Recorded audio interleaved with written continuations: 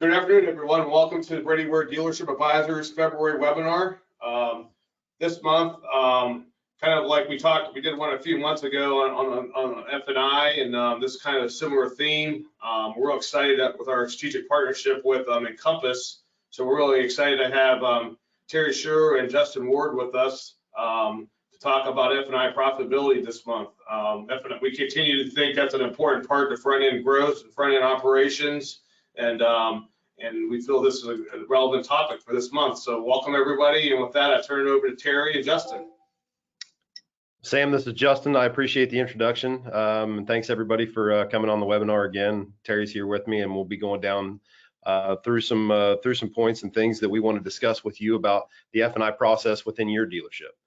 We'll go to the first slide here, and one of the questions that we'd like to pose is, how can you make 30 to 50% more profit this year without turning a bolt inside your dealership? And you know, most dealers would kind of raise an eyebrow about, you know, is this real? Is this something that can actually be done? And we're going to take you down through some things today that share exactly what we do with our dealerships and why this program is so successful, and exactly how each dealership that we visit has the opportunity to make an additional 30 to 50% more profit within the dealership.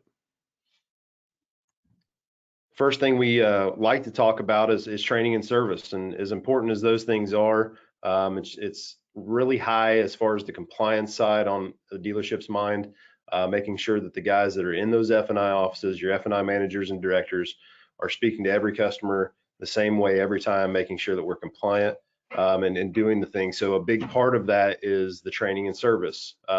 The training also allows them to be optimized within those offices and make the most out of every customer that comes across and buys a vehicle from your dealership. A few ways we do that are formal classroom training, so where we would actually send your F&I department to an offsite training where they can actually get the compliance training. They can learn how to menu sell. Maybe it's a quick tune-up, maybe it's a fresh start, maybe it's their first time at training period. It's just it's great to have those offsite trainings. We also do ongoing weekly training online, which allows them to stay fresh with the newest and latest ways to get in front of their customer and to show the customer the value and the service contracts they're selling. Among other things, we do monthly F&I recap meetings, bi-weekly visits to the dealership. We also offer claims and remittance assistance to the office. So these are all ways that, you know, the training and the service can help optimize those processes, which all lead to that higher profitability from the back end of the sale. I'll introduce Terry here. He's going to go through a couple more bullet points with you guys as we move down and kind of share a little bit more about this process. Yeah, thanks, Justin. I think, you know, in regards to the training and service that we do for dealers, you know, our approach is to do, you know, we like to send everybody to formal classroom training, and as kind of Justin alluded to, you know, the training is really designed around the F&I manager. So if you have somebody who has never presented the menu ever, or somebody who has presented thousands of menus, we can provide customized classes, whether it's a beginner or advanced course. But one of the major things that we do differently, and a lot of people will go to training and they send them off back to the dealership and they're just kind of on their own. You know, we provide weekly training that's done online via video. They can kind of do it between deliveries or in some downtime, but that weekly training is constantly reinforcing that classroom training so that they stay as fresh as they possibly can. And speaking of staying fresh, it's one of the things where we're always talking about compliance. And compliance starts with education. We follow an adage that with knowledge comes engagement. So the first thing that we want to do is raise the knowledge level of your staff of all the different state and federal regulations that touch a dealership. And we do that through two organizations, ACE or AFIP. Both are very, very good. It depends on what's easier class to get to, or maybe which type of certification the dealer would prefer. But they're both very good certification programs, and that kind of starts us off on the right foot.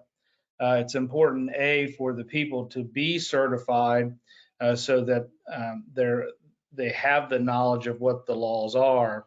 But it's also very important for the dealer from a liability standpoint, because the dealer can always whip around a sheet of paper that says, no, my guys are trained, they know the program, and they know what they're supposed to be doing. But as we all know, you have to inspect what you expect. And so when it comes to compliance, it shouldn't just stop at certification, where somebody can put a plaque on their desk that says, I'm AFIP certified.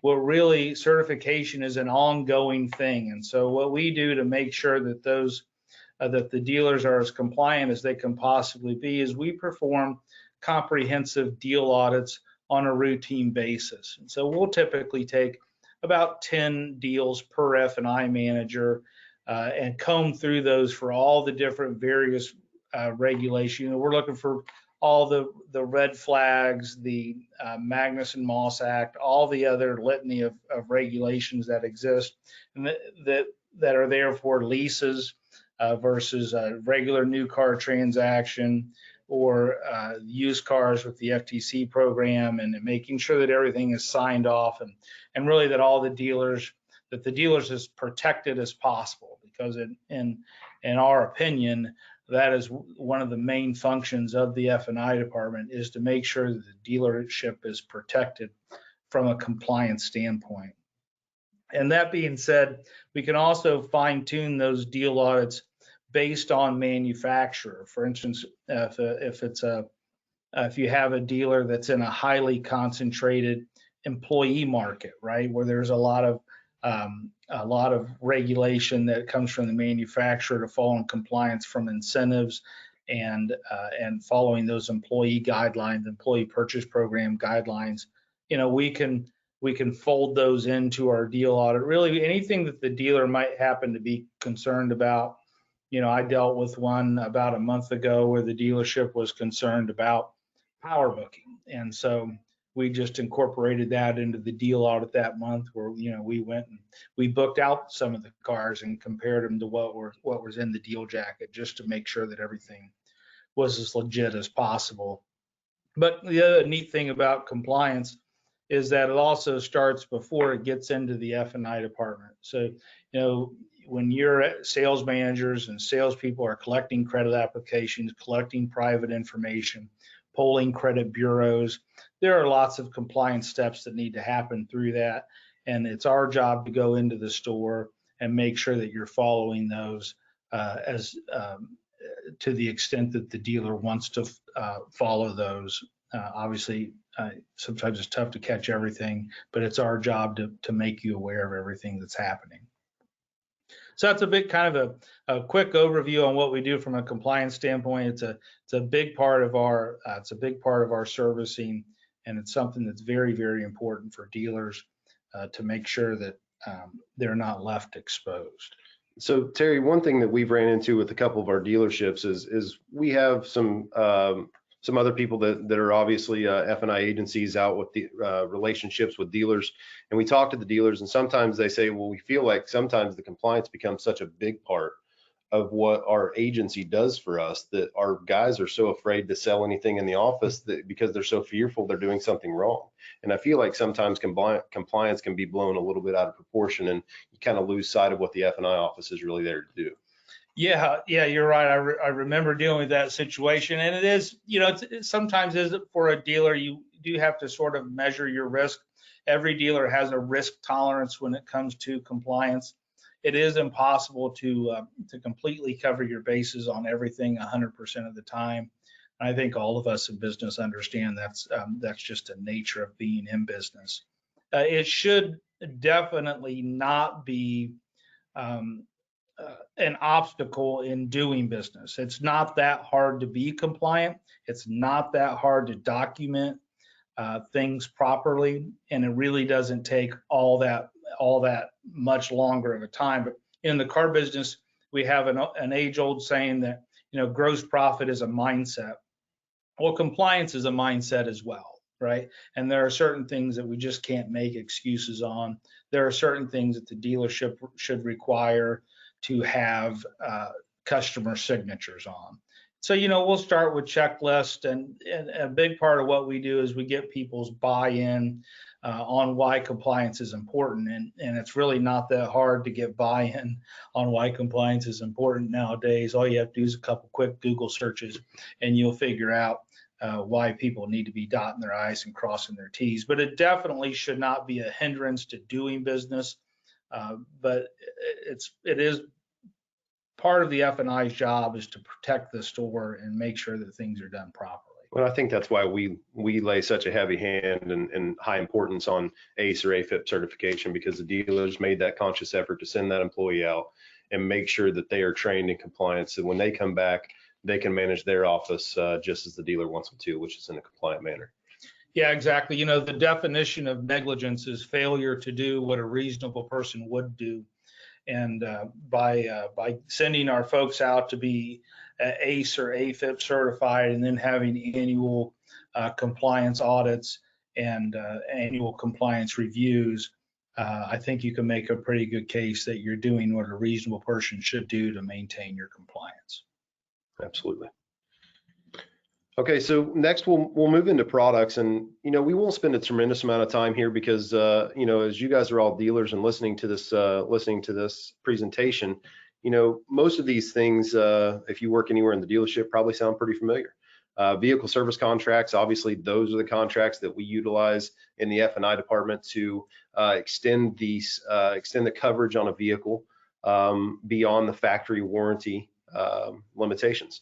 And those can come in all manners, whether it's used or new, or certain mileage and certain year ranges, just depending on the vehicles. So vehicle service contracts, I think if we're listening to an F&I presentation, we probably all are aware of what those are.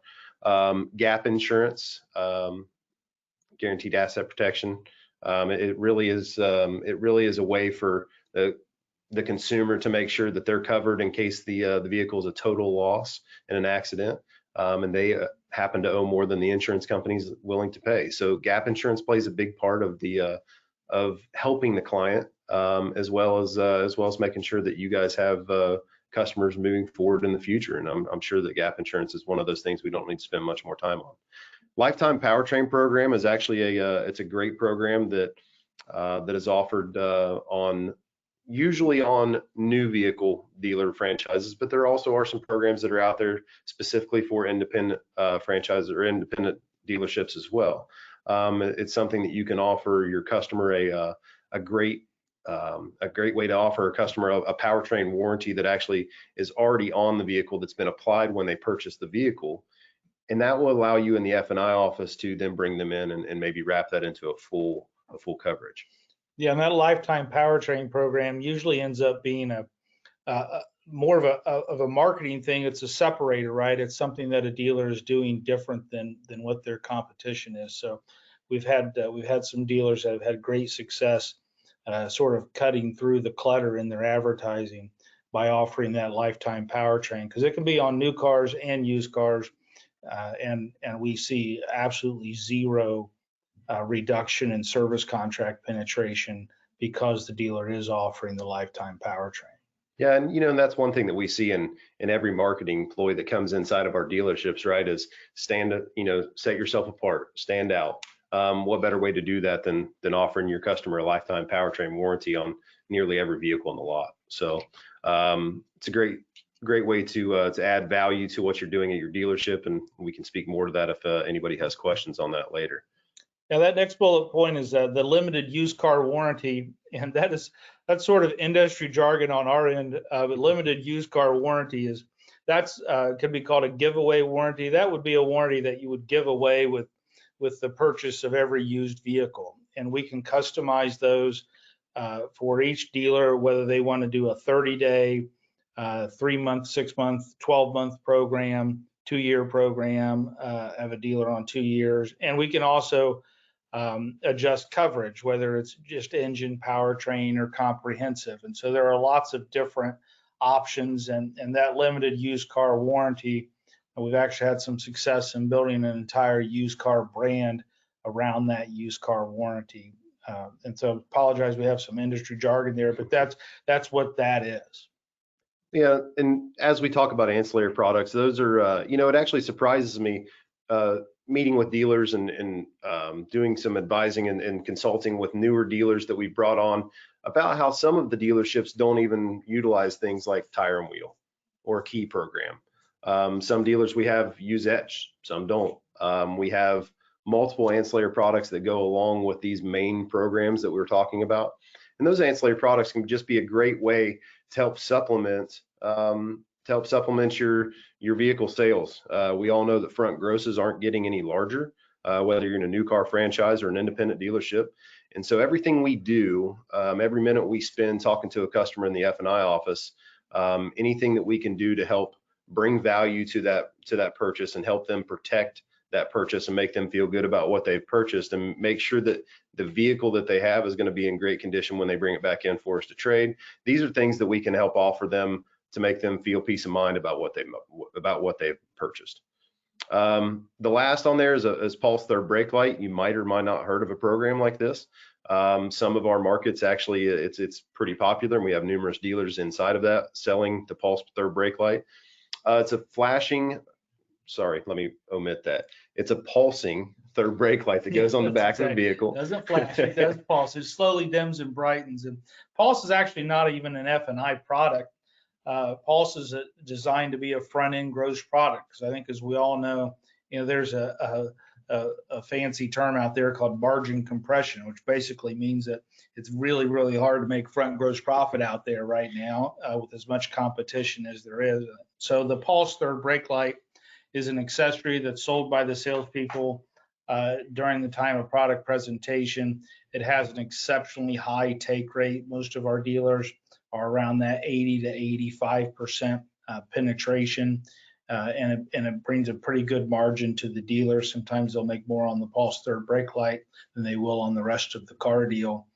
But again, it's a value builder, and I'm from the old school, which is, the higher we can raise value, the higher we can raise price, and the higher the value, the more apt the customers to say yes. And so it's just a really high penetration, low cost, high penetration product. In our dealerships that actually utilize this, they will ask me 3 or 4 times a year while I'm in doing service visits, when are you going to bring me something else that's as easy and effective as Pulse that makes me as much money as Pulse? And it's there really isn't anything else out there. We've tried to find other things to take to dealerships to help duplicate that, and unfortunately we haven't found one yet. So Pulse has been a great program for our dealers that have adopted it. It's a great way to add front gross back in. As Terry said, there's very little programs out there that can do that for you. And so we'll move on then to the last kind of piece of the puzzle here. When we start talking about how to make 30 or 50% more profit inside your dealership without turning another bolt. And a lot of what we're talking about is the impact that we can have on your F&I department, not only on the front end, which is just an increasing product penetrations and increasing PVR, and really doing deep dive on your F&I numbers and making sure that your sales F&I managers and your sales managers are always working well together and performing at an elite level.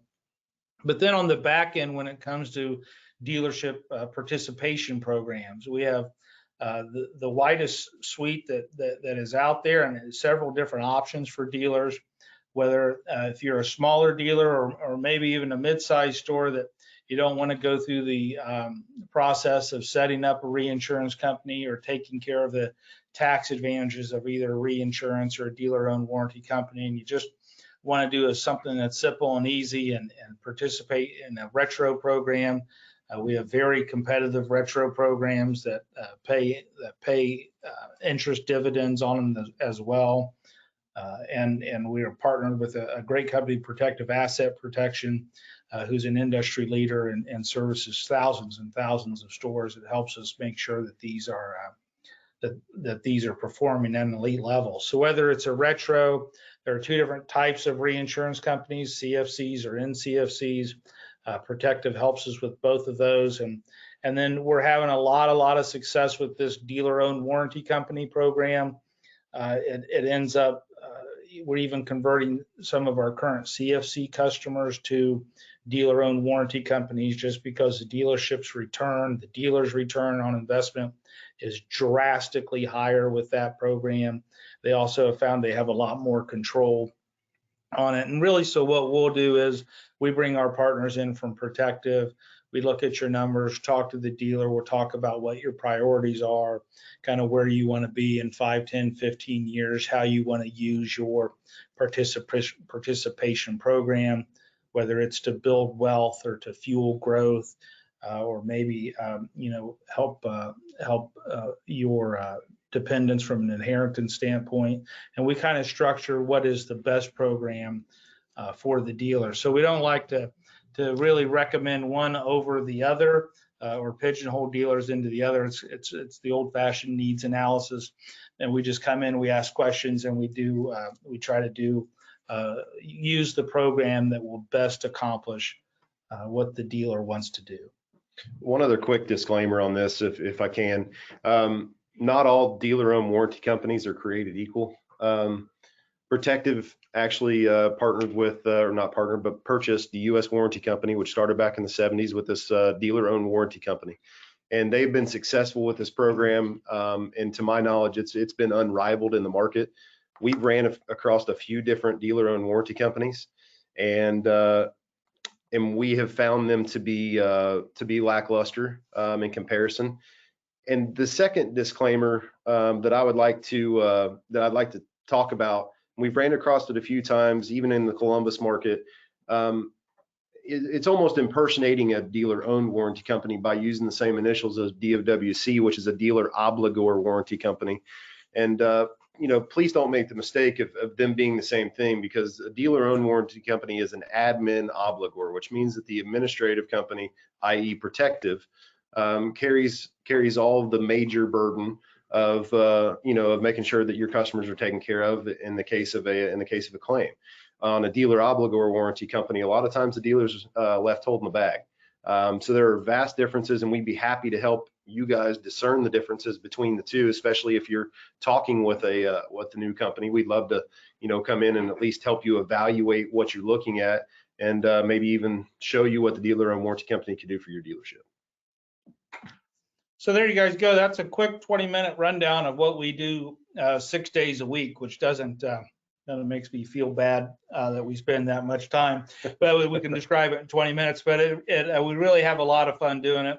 Both Justin and I have a lot of background working inside of dealerships day to day, and so we love being in the stores, working with your people, and trying to help dealers grow and trying to help them hit the goals that each dealer wants to hit.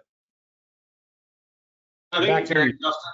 Yeah, thank you. A lot of good information, and a lot of you guys do. We're really excited to work with Encompass and you guys on F&I stuff. I think it's a really strong area that dealers in today's environment really has to emphasize, and a lot of good information. And appreciate your time today. Yeah, thank you. I appreciate you having us on. Yep, thank you. And please come back next month. We'll keep left submissions, and look forward to next month. Thank you.